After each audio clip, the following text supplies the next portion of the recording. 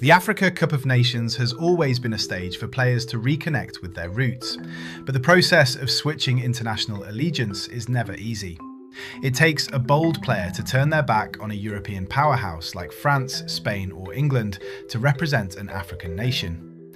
For some, it was about finding a home where they were truly valued. For others, it was about fulfilling a lifelong family dream. Today, we're looking at the superstars who actually made the move. Starting at number 5 is the Ivory Coast's current hero, Sébastien Haller. Born in France, Haller was a prolific goalscorer for the French youth teams, appearing at every level from the under-16s to the under-20s. For a long time, it seemed like his path to the senior Les Bleus squad was inevitable. But in 2020, at the age of 26, Haller made the decisive switch to represent the Ivory Coast.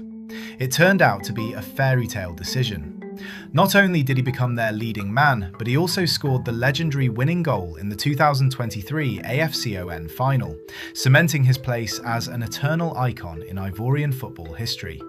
At number 4, we have a player who broke English hearts, Wilfried Zaha. Zaha was the poster boy for South London football, and he actually earned 2 senior caps for England in friendly matches. Because those games weren't competitive, the door remained open for a switch. Despite public pleas from England managers to stay, Zaha chose to represent the country of his birth, the Ivory Coast, in 2016. He brought Premier League flair and unpredictability to the AFCON stage, proving that you don't need a European heavyweights jersey to be a global superstar. Number 3 is one of the most clinical strikers of the last decade, Pierre-Emerick Aubameyang. Born in France to a Gabonese father and a Spanish mother, Aubameyang had the pick of 3 major nations. He even played for the French under-21s, and Spain made several attempts to recruit him. However, Aubameyang famously declared that his heart belonged to Gabon, wanting to follow in the footsteps of his father, who had captained the national team. He became Gabon's all-time leading scorer and brought a level of star power to the national team that put Gabonese football on the map for an entire generation. Coming in at number 2 is the Desert Fox himself, Riyad Mahrez. Mahrez grew up in the suburbs of Paris and played his early football in the French lower leagues. While he was eligible for France, he was largely overlooked by their national scouts during his rise. In 2014, he made the call to represent Algeria, his father's homeland. The rest is history.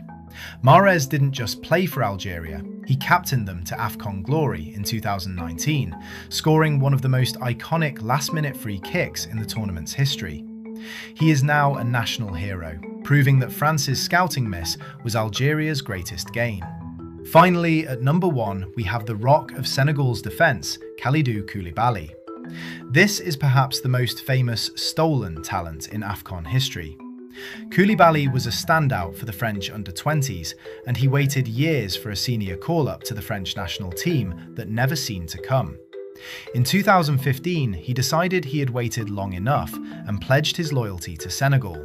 The move was so significant that French manager Didier Deschamps famously tried to call him up months later, only to be told he was too late. Koulibaly was already a Senegalese international. He eventually captained the Lions of Teranga to their first ever title in 2021, proving that his decision to switch wasn't just about playing time, it was about winning. These 5 players changed the landscape of African football by choosing their heritage over European convenience.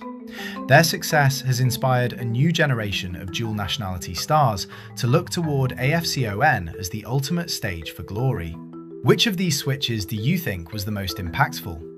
Was it Mahrez's magic or Koulibaly's leadership? Let me know your thoughts in the comments. If you enjoyed this look at the players who chose their roots, make sure to hit that like button and subscribe for more deep dives into the world of football. Thanks for watching, and I'll see you in the next one.